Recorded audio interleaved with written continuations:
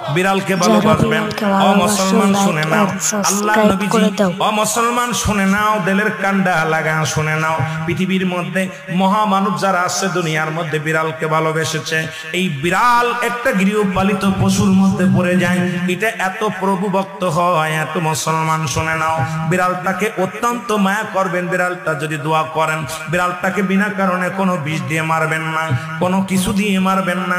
ও মুসলমান শুনে নাও, বিড়ালটাকে যত্ন করবেন। বিড়াল যদি অভিশাপ করে, বিলাই যেটা বলা হয়, অভিশাপ করলে সঙ্গে সঙ্গে আমার আল্লাহ কবুল করে নাই। বিড়ালের অভিশাপে মানুষ ফকির হয়ে যায়, বিড়ালের অভিশাপে মানুষগুলো ধ্বংস হয়ে যায়, বিড়ালের অভিশাপে দুনিয়ার সংসারের মতো অশান্তি লেগে যায়। বিড়ালকে ভালোবাসলে, ও মুসলমান শুনে নেও, এই বিলাইকে ভালোবাসলে, বিলাই যদি দোয়া করে, বিলার দোয়ায় আল্লাহ দরবারে অনেক ফায়দা লুটতে পারবেন। জোরে জোরে চিল্লায় বলা যাবে না মারহাবা।